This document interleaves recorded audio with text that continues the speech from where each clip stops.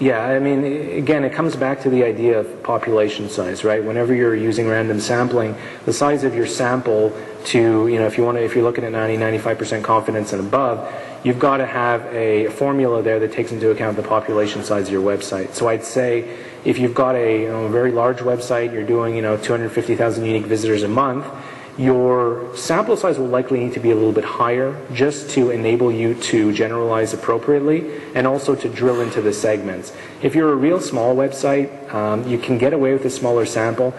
There's the issue of statistical rigor, which is important, but there's also the issue of good feedback that emerges, even if it's directional. The story about the kid needing the McLovin needing the bigger pictures, it's kind of anecdotal and funny, but in reality it speaks to an important point. If there is a segment on your website that's consistently putting forward feedback about something that really sucks or that's broken, generalizability there is obviously key, but we shouldn't let that impinge on our ability to fix low-hanging fruit, right? So if there is good feedback coming in, it doesn't matter right away if the sample's not big enough, because it may be pointing to issues that you want to fix anyway. And the open-ended data is good to that end. Anything else?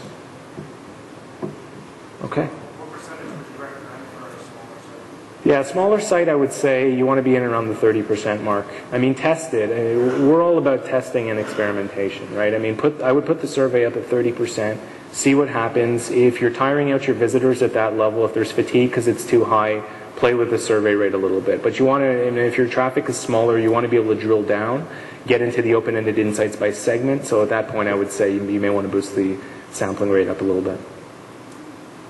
Can you go back to the screen that they see when they get out? Sure. The one picture? It's the one on screen, yeah. They just pick no and experience. If they pick no, the layer removes itself from the website and they're free to go. So it's as though it never happened. Yeah.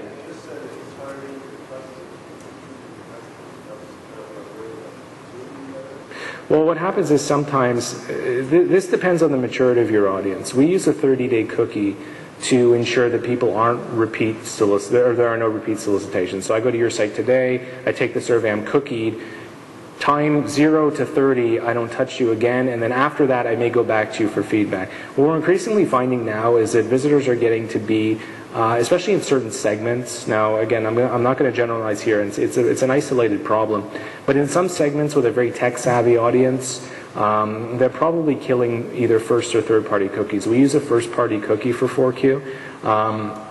But you can configure Firefox, you can configure Internet Explorer, you can configure Google's Chrome, or you may have software from Norton or Adaware, which automatically kills cookies. So in that case, what would happen is the visitor takes the survey, we're cookieing them in good faith to make sure that we don't survey them again within the next 4 weeks.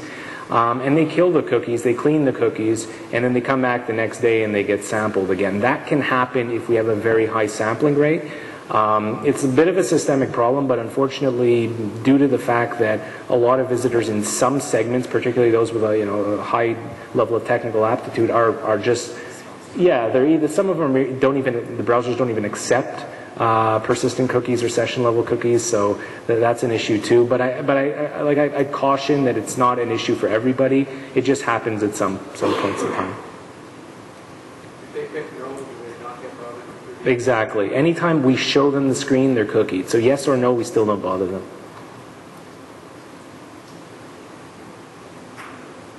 Okay. Well, thanks a lot, everybody. Thank you.